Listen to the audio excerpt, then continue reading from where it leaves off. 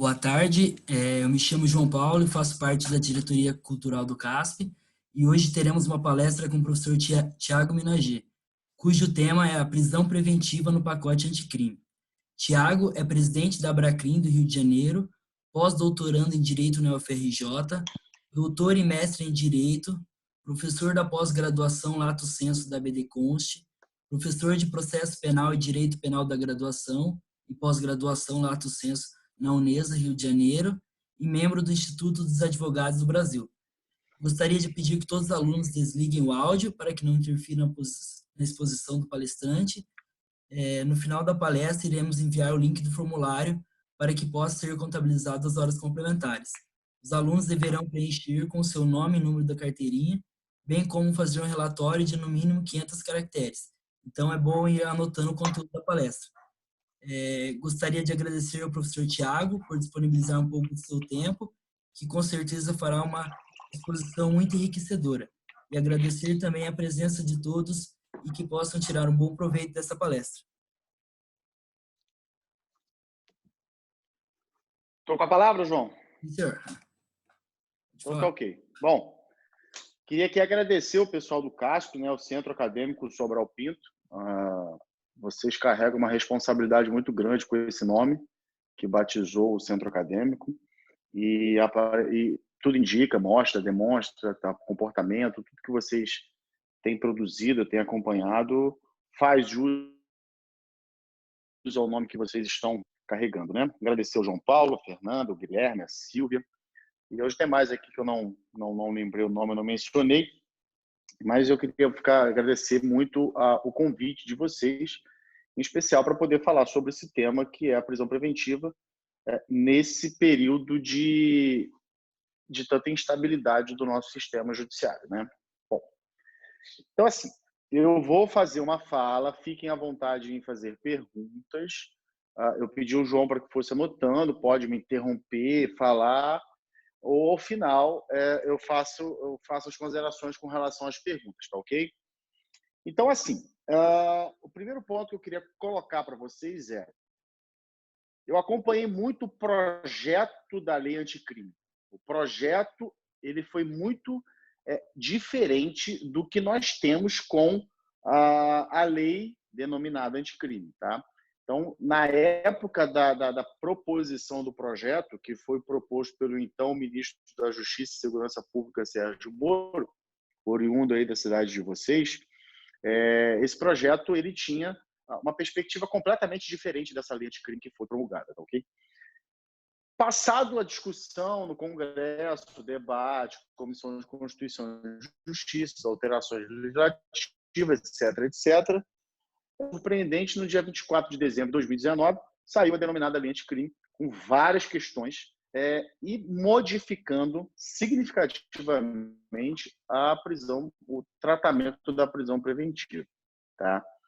Pois bem, a primeira coisa que vocês podem anotar que eu tinha observado ao me deparar com a leitura da lei foi que definitivamente acabou, a possibilidade de uma prisão preventiva decretada de ofício pelo juiz. Então, a lei anticrime, ela tira do Código de Processo Penal todas as expressões que permitiam que o juiz, por conta própria, pudesse expedir um mandado de prisão preventiva. Então, hoje, dentro do nosso ordenamento jurídico, dentro do nosso Código de Processo Penal, não existe mais a possibilidade de um juiz decretar de ofício, obrigatoriamente, uma prisão preventiva só pode ser decretada quando é representada pela autoridade policial e requerida a prisão preventiva pelo Ministério Público. Isso traz à tona uma outra discussão que antigamente existia, que era sobre a possibilidade do juiz decretar a prisão preventiva mesmo com pedido, no caso pedido não, com manifestação do Ministério Público contrário. Então, um exemplo para ficar muito didático é uma prisão em flagrante, encaminhado para audiência de custódia, lá o promotor se manifesta contrário ao pedido de prisão preventiva, muitas vezes se manifestando pela aplicabilidade de medidas cautelares diversas da prisão preventiva, que normalmente contrapõe a prisão preventiva. E aí vem a possibilidade do juiz decretar ou não a prisão preventiva, mesmo não tendo requerimento do Ministério Público. Veja, hoje, antigamente era só um entendimento doutrinada jurisprudencial que não era que era ou não possível esse decreto de prisão preventiva. Hoje já não mais é permitido. A lei, quando ela coloca o fim do decreto de prisão preventiva de ofício pelo juiz, dando a possibilidade apenas para o requerimento do Ministério Público e representação da autoridade policial, não mais poderá haver o decreto de prisão preventiva de ofício. Então, se o Ministério Público se manifesta contrário à prisão preventiva, não pode o juiz decretar por conta própria de ofício. Isso seria a possibilidade do juiz decretar prisão preventiva de ofício. Fato esse que foi abolido pela lei anticrime. Então, o primeiro ponto que deve ficar muito claro, e aí eu vou fazer abordagens um tanto quanto circunstanciais e genéricas, porque são muitos pontos que mudaram, e depois vocês vão se especificando melhor o tratamento. Tá? Um segundo ponto que eu acho de extrema importância com a alteração do tratamento dado à prisão preventiva com a legislação, significa o seguinte: durante muito tempo se discutia os empregos dos institutos de conceito genérico para o decreto de prisão preventiva. O que isso significa? Você falar, por exemplo, que por conta da gravidade do delito, decreta-se a prisão preventiva. Isso é um problema seríssimo, porque você falar em gravidade do delito, se nós pararmos para estudar a dogmática penal, a gente vai observar que os fatos considerados criminosos são aqueles considerados graves. Logo, por essa alegação de que o fato, por ser considerado grave, enseja e justifica o decreto de prisão preventiva, você abriria a brecha para todo e qualquer tipo de crime ou infração penal, até mesmo de menor potencial ofensivo, também ser tratada com prisão preventiva. E não é o caso.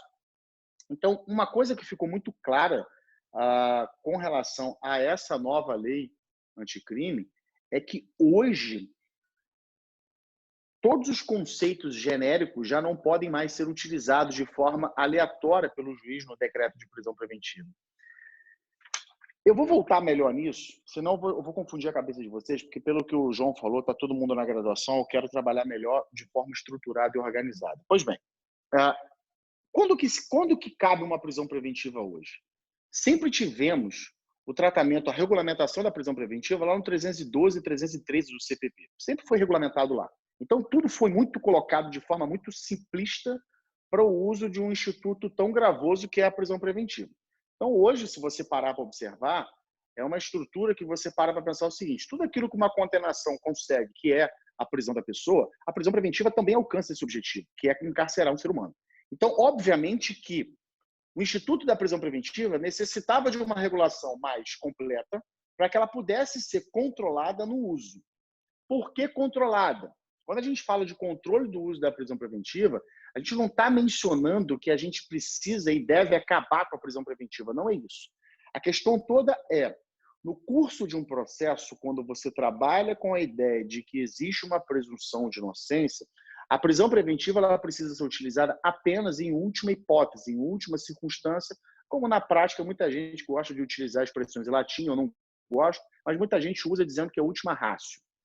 Caso vocês observem, para quem já está estagiando, vai se deparar com o seguinte cenário prático. 99% dos processos criminais ou tem uma prisão preventiva decretada ou tem pelo menos um pedido de prisão preventiva. Isso significa que hoje o centro, o coração do processo criminal é a prisão preventiva.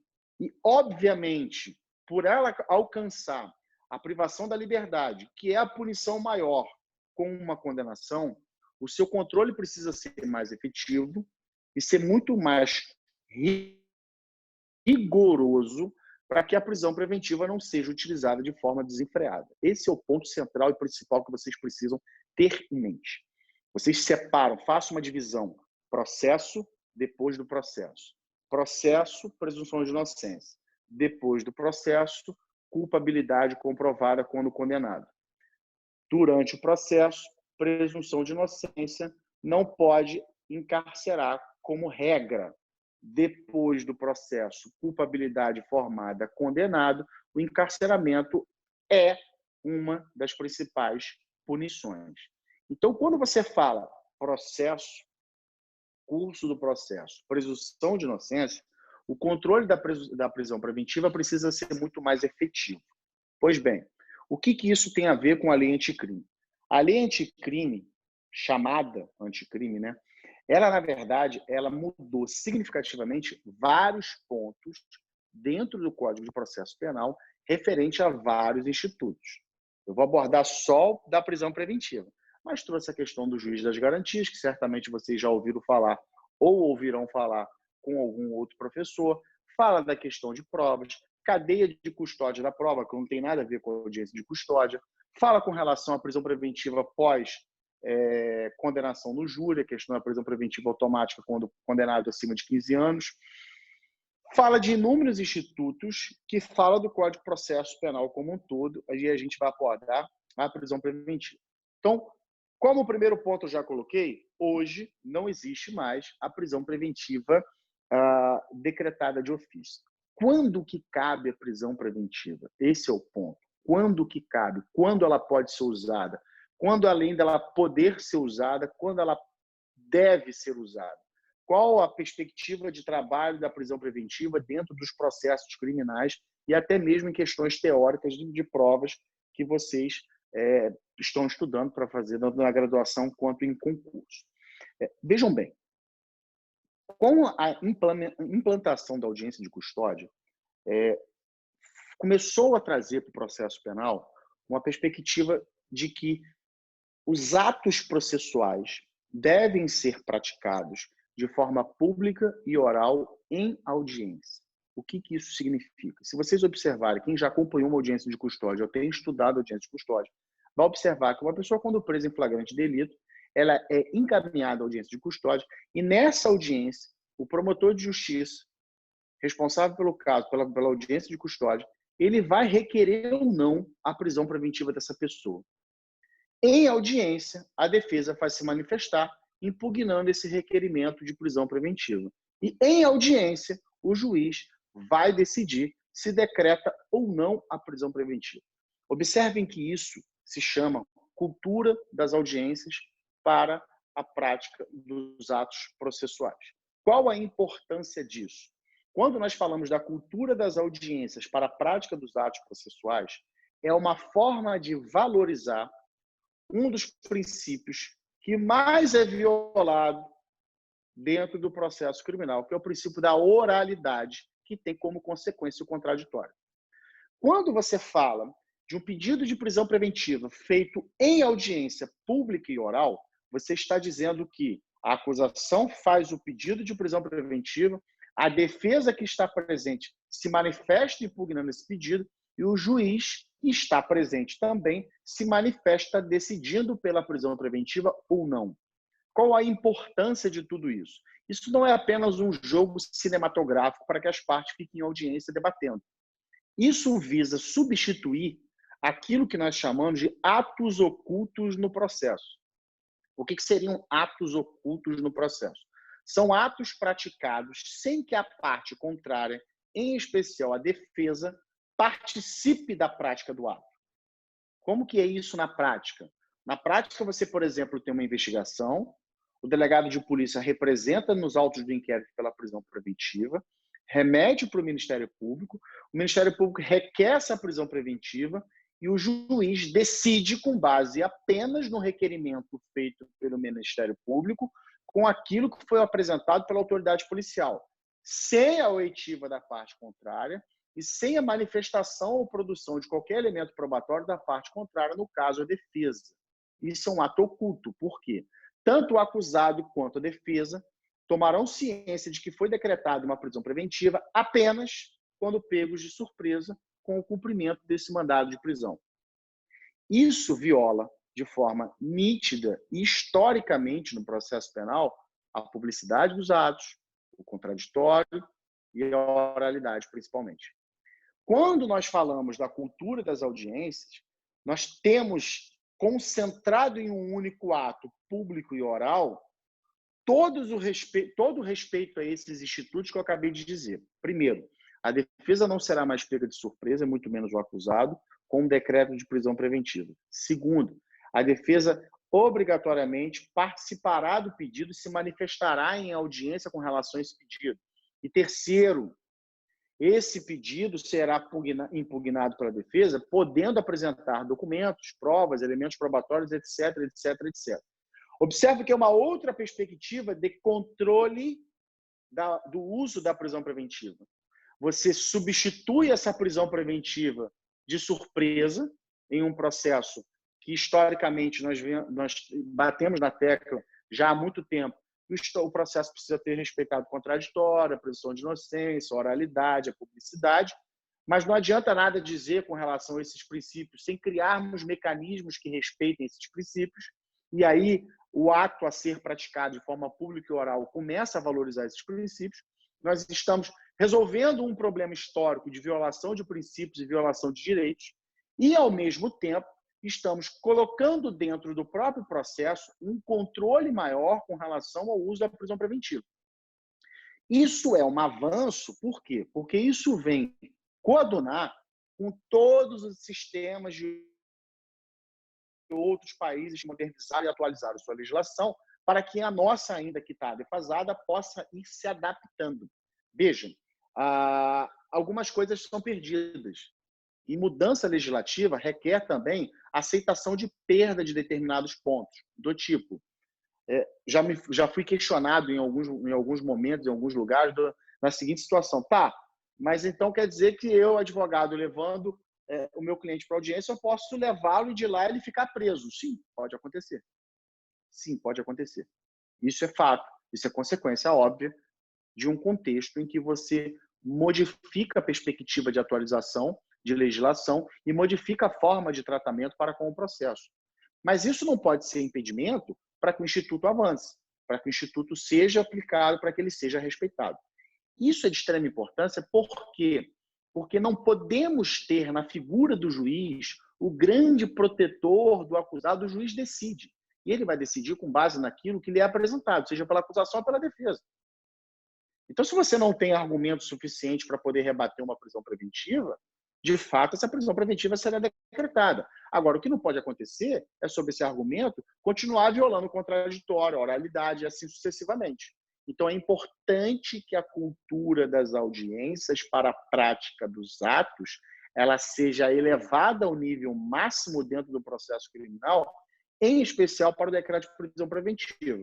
Agora, existem casos excepcionais que podem ser praticados ainda sob a perspectiva anterior, ou seja, o delegado de polícia representa, o Ministério Público requer, o juiz decide? Sim, é óbvio que toda regra tem sua exceção e a legislação ela pode e deve prever casos que podem ser excepcionalmente não praticados, os atos não praticados em audiência. Mas isso precisa ser muito bem colocado pela lei e o ato precisa ser praticado apenas dentro do contexto excepcional. Pois bem, prisão preventiva e medidas cautelares. Quando você usa um e quando você usa o outro? Uma coisa que precisa ficar muito claro, que desde quando editaram a lei que trouxe as medidas cautelares para o processo penal, não existe uma dicotomia entre medida cautelar e prisão preventiva. Existem liberdade, prisão preventiva e, no meio, a medida cautelar. Por que eu estou dizendo isso? A medida cautelar ela não pode ser aplicada apenas quando não for cabível a prisão preventiva.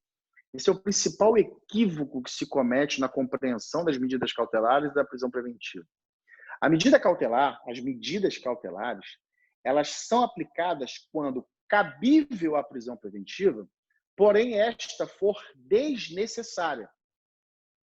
Mais à frente eu vou falar mais sobre isso, que a prisão preventiva ela pode ter a sua possibilidade presente, ou seja, os requisitos autorizadores presentes, mas ela pode ser desnecessária. E aí o juiz, ao invés de decretar essa prisão preventiva, ele substitui essa segregação da liberdade cautelar por uma medida cautelar diversa da prisão preventiva. Então, nós não podemos ter dentro do processo penal duas opções apenas, que seria liberdade, que seria prisão preventiva, e medida cautelar. Nós temos a liberdade, medida cautelar, que seria o meio termo, e a prisão preventiva. Lembrando que a medida cautelar, ou as medidas cautelares, elas não são aplicadas em casos de liberdade. As medidas cautelares são aplicadas em casos de prisão preventiva que se apresentam de forma desnecessária, ok? Bom, dentro de um contexto com a lei anticrime que trouxe a figura do juiz das garantias, de certa forma, nós teríamos no juiz das garantias aquele que também faria audiência de custódia. Eu vou passar essa parte, porque senão a gente vai estar falando de juiz das garantias e perde o foco da prisão preventiva. Então, vejam bem, os pressupostos autorizadores da prisão preventiva foram remanejados, tá? Então, hoje, o que nós temos de pressupostos autorizadores da prisão preventiva? É necessário a existência comprovada de um fato típico, tá? Ou seja, não se pode decretar uma prisão preventiva se ainda se tem dúvidas quanto à existência ou não desse fato típico. Então, primeiro pressuposto para decreto da prisão preventiva, esteja comprovado o fato típico. Segundo pressuposto para decreto de uma prisão preventiva, que existem indícios de autoria. Observem que para o fato típico ele deve estar comprovado, para a autoria é necessário indícios, provas que apontam para que aquela determinada pessoa tenha sido o autor do fato. Terceiro, que seja demonstrado que a liberdade dessa pessoa causa um perigo. E aqui vem uma importante mudança nessa lei. Quando a gente fala perigo na liberdade, o que chamava de periculum libertatis, mas perigo na liberdade não pode ser mais explicado de forma genérica, do tipo, olha, o fato é grave e a pessoa solta pode causar risco. Não, ela não pode causar risco.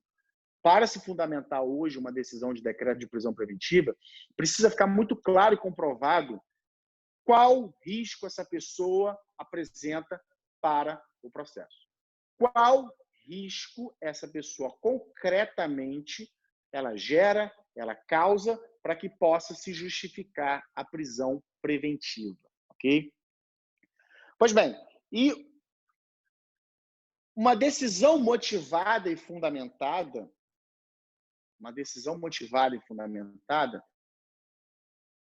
significa que uma decisão precisa estar amparada na lei e com justificativas fáticas que coadunam com a lei. Então, decisões prontas que dizem, olha, presente os requisitos e pressupostos da lei, decreta a prisão preventiva. Isso não pertence mais ao nosso contexto jurídico. Hoje, é importante que uma decisão judicial que decreta uma prisão preventiva, ela tenha uma íntima relação dentro da sua fundamentação, da sua justificativa com a legislação em vigor. Não se pode mais utilizar expressões genéricas para justificar um decreto de prisão preventiva. Anotem um outro ponto que é de extrema importância, que a prisão preventiva ela precisa se referir a fatos contemporâneos e não pode ser justificada como antecipação de pena.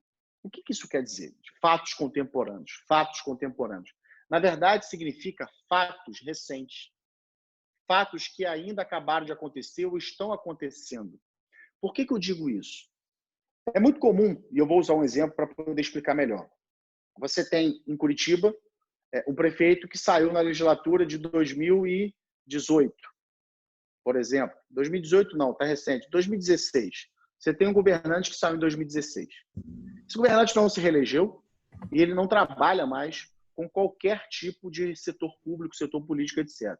E hoje, em 2020, 4 anos depois, sai um decreto de prisão preventiva por conta dos fatos por ele praticado na sua gestão, e a sua gestão era de 2014, 2015 e 2016. Veja, não existe proximidade entre o fato e a decisão que decreta a prisão preventiva. Essa distância, quanto maior for, mais difícil fica para se decretar uma prisão preventiva. E por que isso? E aqui eu vou fazer um parênteses e vou dar 30 passos atrás para vocês lembrarem de alguns conceitos básicos para que se justifique isso que eu estou falando com relação à prisão preventiva. Acho que o primeiro ponto que vocês... 3 perguntas que vocês podem anotar, e é uma pergunta retórica que vocês vão responder para vocês mesmos e depois entendendo melhor o que eu vou explicar. 3. Primeira, qual a finalidade da prisão preventiva? Segunda, qual a finalidade do processo criminal? E terceira, qual a natureza jurídica do processo criminal? Então, 3 perguntas básicas para poder entender melhor isso que eu falei antes dessas perguntas. Natureza jurídica do processo criminal, finalidade do processo criminal, finalidade da prisão preventiva. Observem que, quando você fala que o processo criminal, a natureza dele, qual é a natureza jurídica dele? Veja, hoje a concepção que se tem de processo criminal é que o processo é um direito fundamental de cada cidadão. Cada um de nós temos direito a um processo criminal. Ninguém pode ser punido, ninguém pode ser preso, ninguém pode ser acusado, ninguém pode ser absolutamente nada de pena de qualquer coisa, criminalmente falando, que seja fora do processo. Por quê? Porque o processo é um direito fundamental de cada um de nós. Se o processo é um direito fundamental de cada um de nós, observem que o processo é um direito fundamental da pessoa acusada. Eu não estou falando da sociedade, eu não estou falando da vítima, eu não estou falando dos familiares da vítima, e isso é muito importante, porque isso te responde, isso te dá embasamento para que você possa ter como resposta por que o processo criminal não satisfaz a sociedade, os anseios da sociedade, não é uma resposta para a vítima ou para a família da vítima. Por quê? Porque a relação do processo é uma relação Estado-acusado. São 2 pontos que ligam um ao outro. O processo liga um ponto ao outro. São 2 pontos apenas, Estado, acusado. Quem é a vítima no nosso processo criminal? A vítima no nosso processo criminal, se vocês observarem, ela sequer é testemunha. Tanto que, se vocês forem no artigo 400, vocês vão ver o seguinte: a audiência de instrução de julgamentos começará a oitiva da vítima, se possível, e aí testemunho de acusação ou testemunho de defesa. Observe que a vítima nem testemunha ela é considerada. Então, qual a natureza jurídica do processo criminal? Direito fundamental de cada um de nós.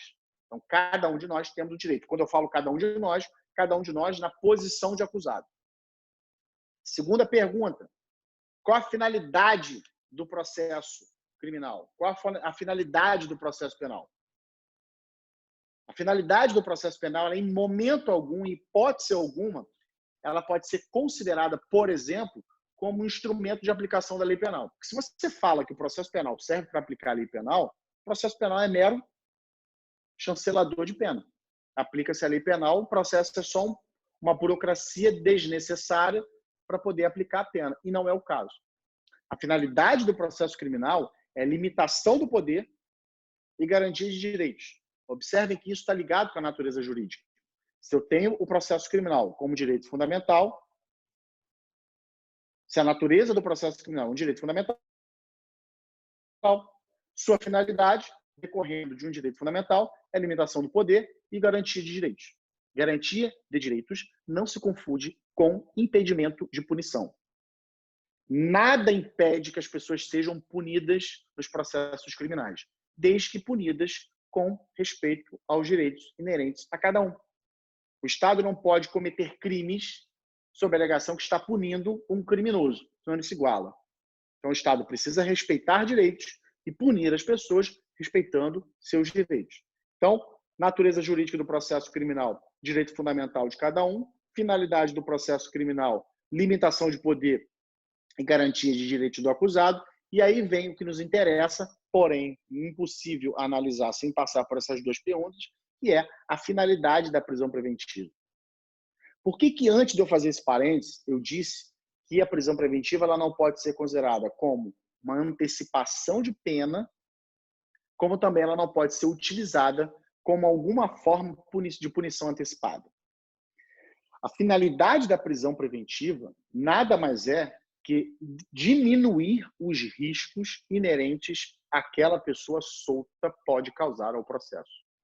A prisão preventiva ela é um instrumento protetivo do processo, das pessoas envolvidas no processo.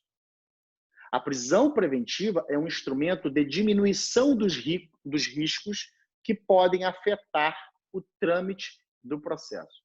Então, se você tem uma pessoa que responde a um processo, não gera nenhum risco a ninguém e a nada não se justifica o uso da prisão preventiva, porque a sua finalidade é reduzir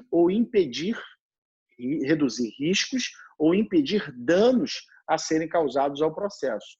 E se a pessoa acusada ela não causa dano ao processo e muito menos oferece risco ao processo, não se justifica uma prisão preventiva. Por quê? Senão você estará usando a prisão preventiva como forma de cumprimento de pena antecipada. E isso hoje é vedado taxativamente no Código de Processo Penal. A prisão preventiva não poderá ser utilizada como forma de antecipação de pena. Isso já era pleiteado e sustentado antigamente, só que com a lei anticrime ficou muito mais claro, ficou muito mais posto, escrito, colocado. Não tenho o que questionar, ok? Bom, obviamente que a prisão preventiva ela só pode ser utilizada no curso de investigações e de processo. E aí vem o principal problema da prisão preventiva, que é um problema histórico. Qual o prazo de duração para a prisão preventiva? Qual o período que ela pode perdurar? Para quem advoga, para quem já está estagiando, para quem já atua de alguma forma na prática, trabalha em algum escritório, já observou que existem processos e que existem pessoas presas há 2, 3, 4 anos de forma preventiva. Se vocês pararem para pensar e analisar, se essa pessoa for condenada, talvez ela nem fique presa mais, porque ela já cumpriu metade da pena. Se ela já tivesse condenada, ela já teria saído em algum benefício da lei de execuções penais há muito tempo, seja no semiaberto, no aberto e assim sucessivamente. Então, o grande ponto e a grande crítica e o grande problema da prisão preventiva é a falta de prazo da sua duração. Bom, a lei anticrime ela não criou um prazo de duração para a prisão preventiva. Não foi estipulado, olha, a prisão preventiva vai durar 30, 60, 90, 120 dias. O que a lei anticrime estipulou foi basicamente que a cada 90 dias, o órgão que decretou a prisão preventiva deverá reexaminar a necessidade de manutenção dessa prisão preventiva. Ou seja, não é que a prisão preventiva ela passou a ter um prazo de duração de 90 dias.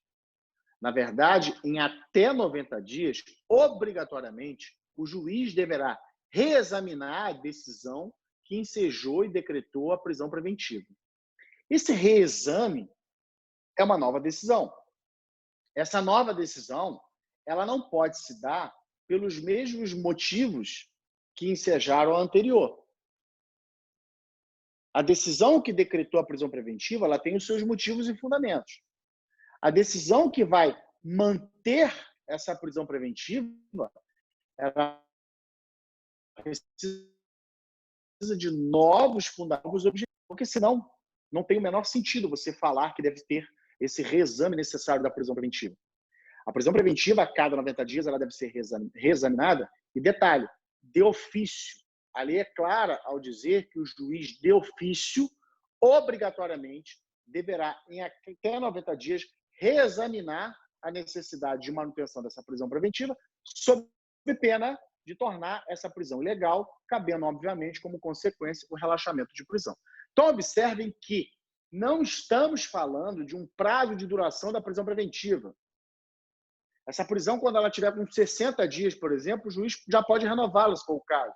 Ou o juiz pode revogá-la, pode substituir por medidas cautelares. Por quê? Porque, lembra que eu falei quais os objetivos e a finalidade da prisão preventiva? E as coisas começam a se encaixar nesse momento. Quando você fala de uma prisão preventiva que ela foi decretada, por exemplo, porque existe a possibilidade do destruir provas por conta do cargo que ele exerce, a partir do momento que ele é exonerado desse cargo, ele deixa de exercer esse cargo, exercer a função desse cargo, ele já não pode mais afetar, praticar os atos que até então era o receio para o decreto da prisão preventiva. E por uma questão óbvia, ele já não pode mais ser mantido preso preventivamente por esses motivos. Então, todo caso precisa de uma análise individualizada para saber se aquela prisão preventiva, os motivos que ensejaram aquela prisão preventiva, eles permanecem presentes eles permanecem liberados e devem ser somados a outros institutos para que ela possa ser o quê? Prorrogada. Senão, o prazo de 90 dias seria o limite máximo para que uma prisão preventiva tenha durabilidade, tenha duração, tenha manutenção por uma única decisão judicial. Então, veja, repetindo e encerrando esse raciocínio. A prisão preventiva ela não tem um prazo de duração de 90 dias. Ela tem um prazo para reanálise, que pode ser reanalisada e mantida, como pode ser revogada, como pode ser substituída por medidas cautelares. Esses 90 dias podem ser 90, 180, 360 e assim sucessivamente. O que não pode acontecer é a prisão preventiva perdurar num tempo indeterminado em um processo que passa de 1, 2, 3, 4, 5, 10 anos e a pessoa presa preventivamente. E repito, na verdade, você tem uma prisão preventiva que ela é muito mais cruel e muito mais dolorosa do que a própria condenação que ao final do processo sobrevém, se é que sobrevém. Então, isso é um ponto de extrema importância. Isso precisa ser analisado e sopesado para que vocês entendam que uma prisão preventiva ela não pode ser mais severa ou mais cruel que a condenação. E mais, entenda, quando vocês estudaram o Penal 2, normalmente, em Penal 2 que fala sobre... Quando vocês estudam em Penal 2 e vai entender as teorias que justificam a pena, você tem aquela teoria retribucionista, teoria preventiva especial, teoria preventiva geral, seja para retribuir o mal praticado, para prevenir individualmente para que a pessoa não se anime a praticar novos crimes, para ser exemplo para que os demais da sociedade não pratiquem crime. Se vocês observarem hoje na prática, todas as teorias que explicam a teoria da pena, elas foram transportadas para o uso da prisão preventiva. Hoje, pouco importa se a pessoa ela foi condenada ou não. O que importa é que durante a investigação, o processo, ela fique presa. Isso é uma inversão de valores de forma absurda que não pode prosperar em hipótese alguma. Você não pode usar a prisão preventiva, como eu já disse, que ela não pode ser considerada como forma de antecipação de pena. Você não pode usar a prisão preventiva, por exemplo, para desanimar que pessoas pratiquem crimes. Para que aquela pessoa que está respondendo ao crime, ela seja a ela retribuído o mal que ela causou e sequer se sabe se ela será condenada ou não. Vejam, vocês não podem, os institutos eles têm os seus devidos lugares, as suas explicações, as suas fundamentações, as suas consequências.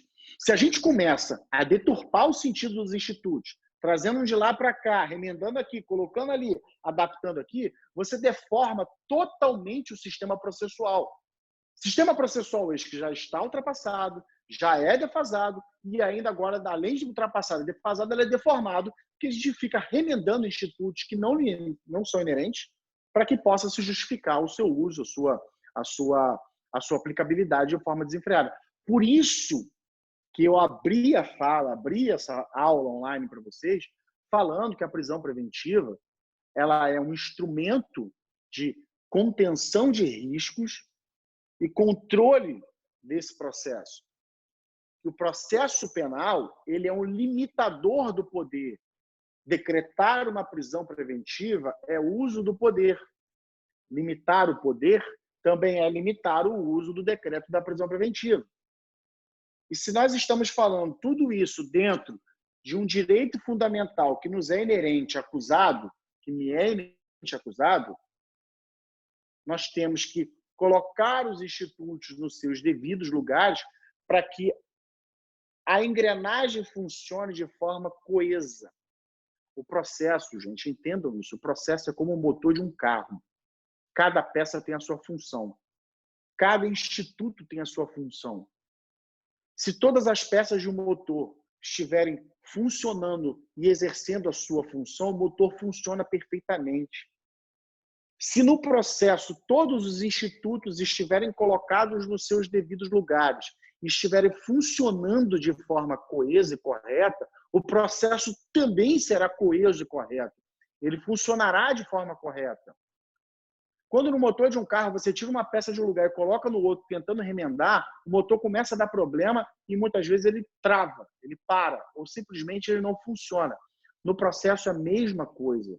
Quando você começa a trocar os institutos do seu lugar, deturpar o sentido, mudar conceito, mudar a semântica, mudar a aplicabilidade, você também faz com que o processo comece a dar problema e muitas vezes travar, parar, não funcionar. O processo ele precisa funcionar dentro de uma normalidade e essa normalidade é dada com os atos sendo praticados de forma normal, no seu devido tempo, no seu devido lugar, na medida em que é colocado, na medida em que é estipulado. Obviamente que todo o processo, o procedimento, ele deve decorrer dos mandamentos constitucionais. Esses mandamentos constitucionais normalmente se perfazem através de princípios. É presunção de inocência, é contraditório, é oralidade. Tudo isso tem o seu devido lugar de estrutura para que o processo dentro do procedimento possa funcionar dentro de uma normalidade. Tá certo? Então, assim, tentando aqui, eu me perdi no tempo. João, você sabe quanto tempo eu já estou falando? Alguém sabe quanto tempo eu já estou falando? Que eu me perdi completamente aqui na hora. 35 minutos, professor. Dá para continuar. Mais ou menos. Tá, mais ou menos, estou aproximando do que eu tinha programado.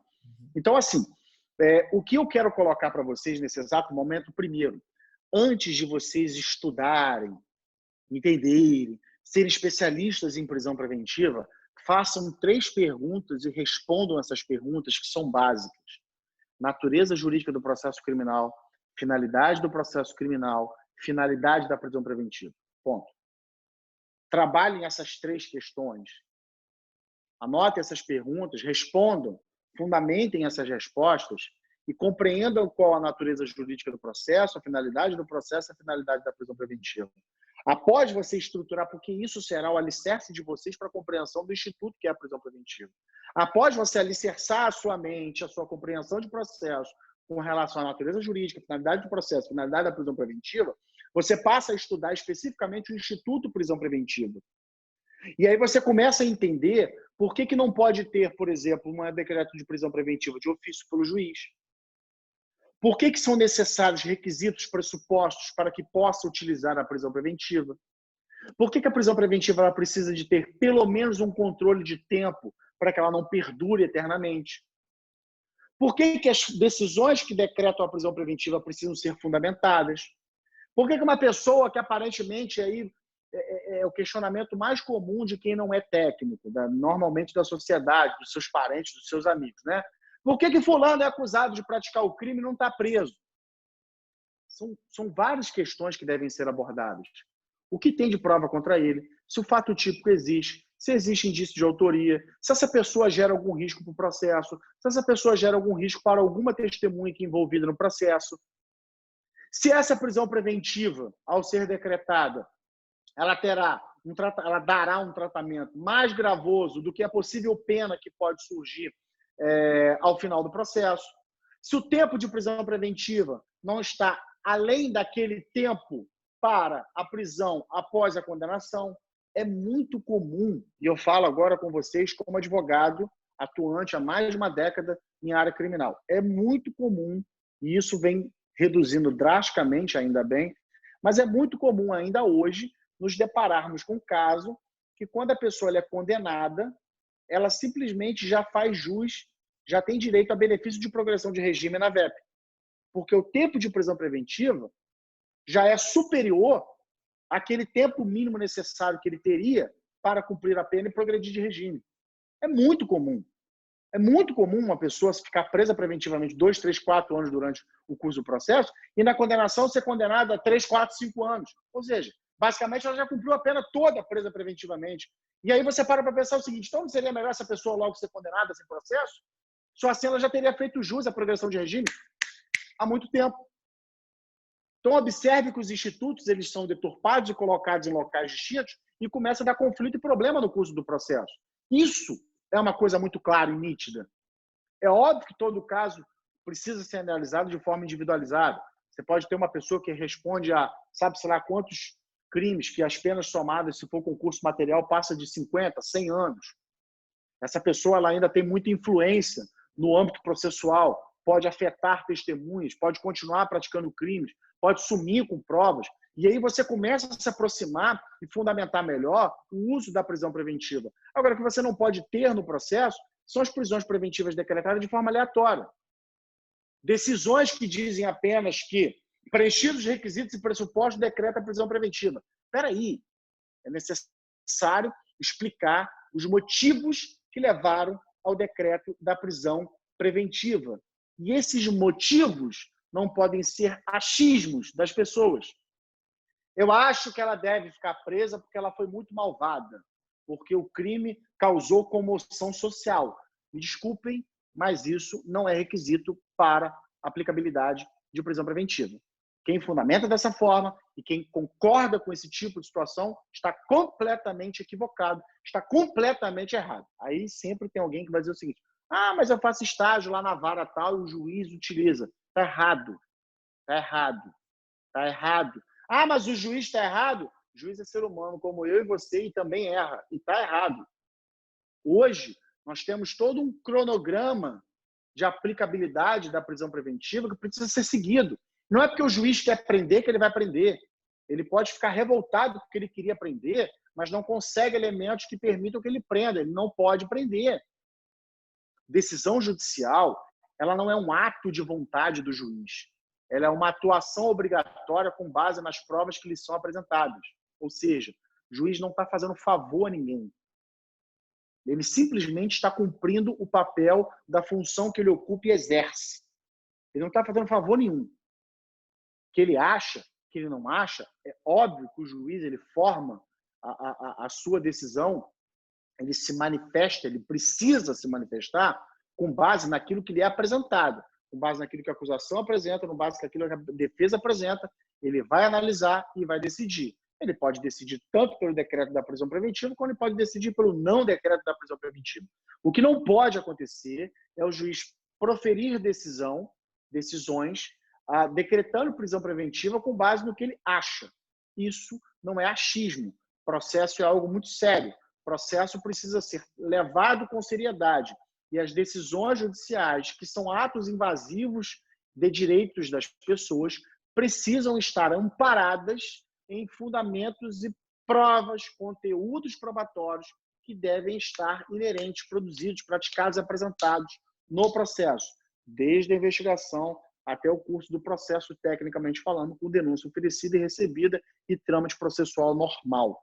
Então, o que precisa hoje parar para se analisar, antes de pensar o que é uma ordem pública, o que é para garantir a aplicação da lei penal, antes disso, é necessário voltar no tempo e encaixar os institutos no seu devido lugar. Repito, qual a natureza jurídica do processo, qual a finalidade do processo criminal e qual a finalidade da prisão preventiva. Com essas três respostas, muitos dos seus questionamentos e dúvidas serão respondidos por vocês mesmos. A partir do momento que vocês estruturarem na mente de vocês a resposta dessas três perguntas, muito daquilo que vier depois, a resposta vocês alcançarão com maior facilidade e vocês também encontrarão os erros com maior facilidade quando vocês tiverem de forma a resposta desses três erros. De forma não tão estruturada, mas tentei estruturar o máximo possível para vocês, era isso. Sei que muitas dúvidas vão surgir, etc.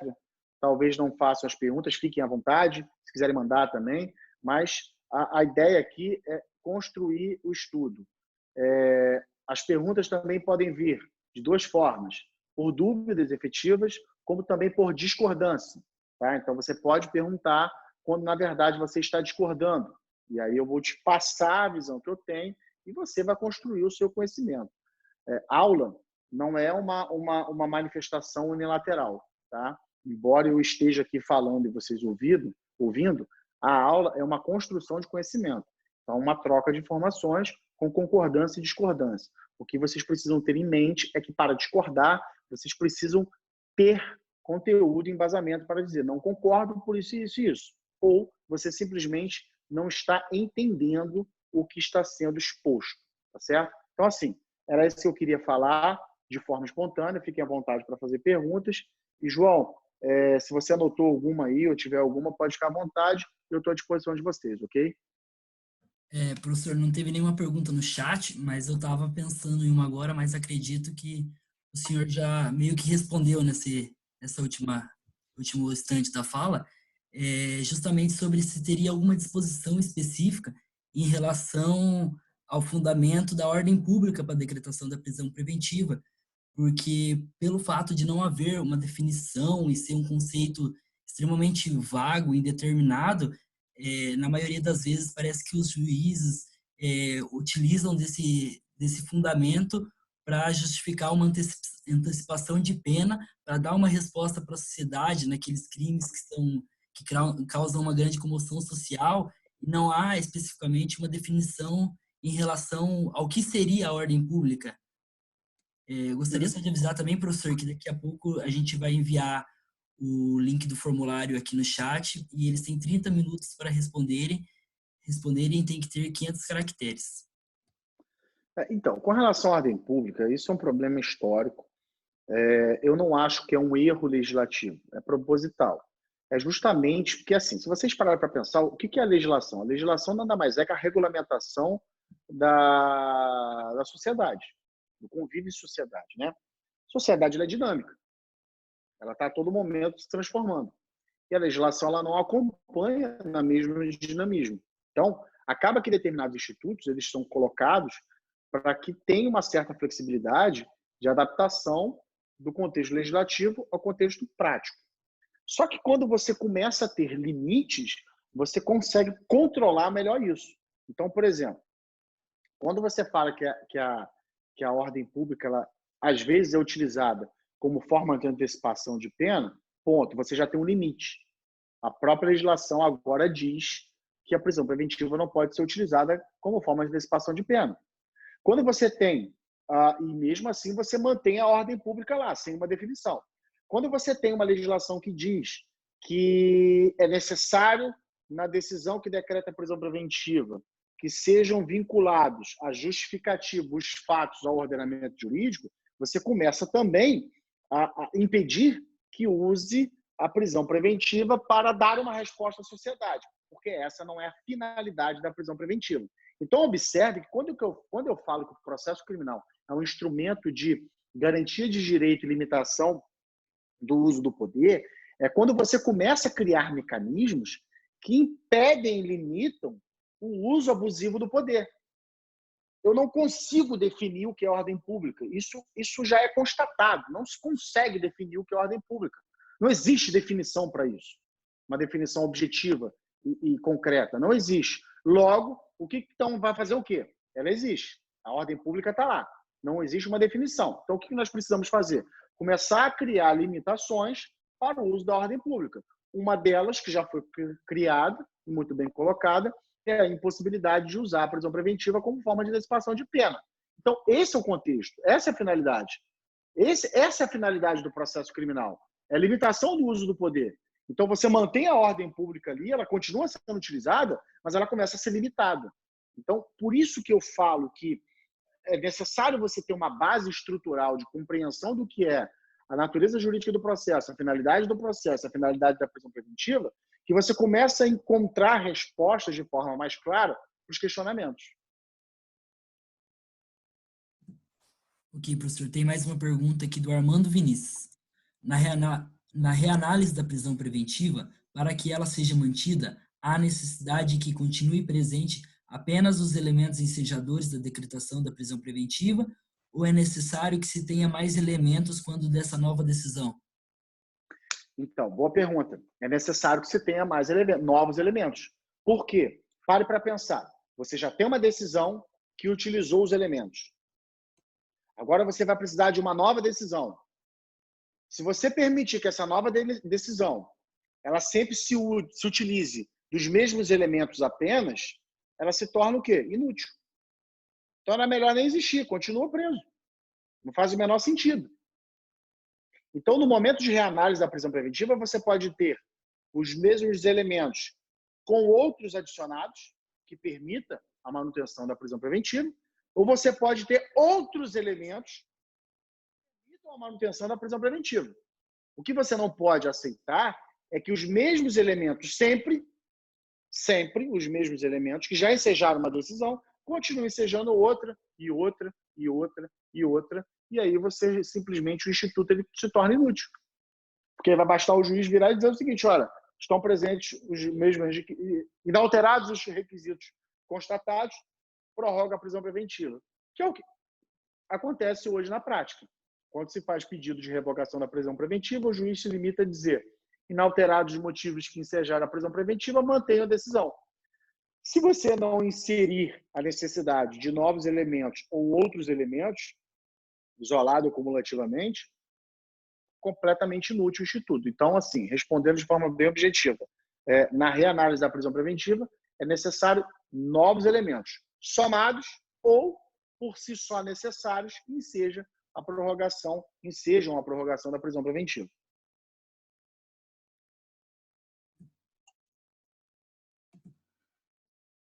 Até agora não teve mais nenhuma pergunta. A gente vai enviar aqui, então, o formulário para que seja respondido em até 30 minutos. Vai ficar disponível lá para responder. Professor, eu gostaria de agradecer pela excelente exposição. É extremamente necessária a fala, principalmente em momentos de discurso fáceis, como estamos vivendo, e que o senso comum toma conta do discurso, principalmente em matéria penal. Uma exposição tão rica assim é extremamente enriquecedora para os alunos. Gostaria também de agradecer a todos que estavam presentes, e é isso.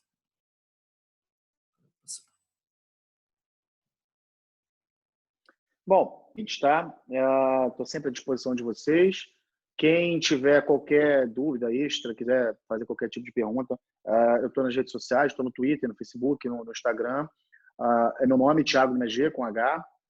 Então, podem me procurar por lá, mandar mensagem.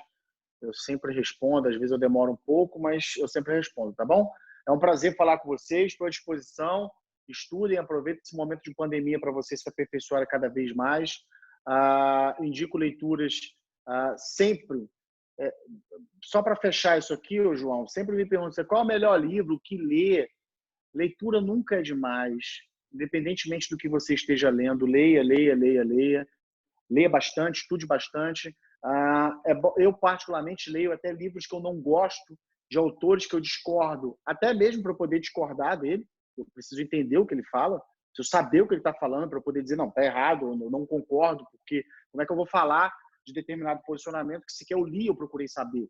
Isso é a coisa mais ignorante que a gente pode permitir, e a gente isso tem que acabar. A gente precisa ler de tudo um pouco, estudar, se dedicar e tentar entender que o direito ele é uma ciência social, ele visa regulamentar a sociedade, suas transformações.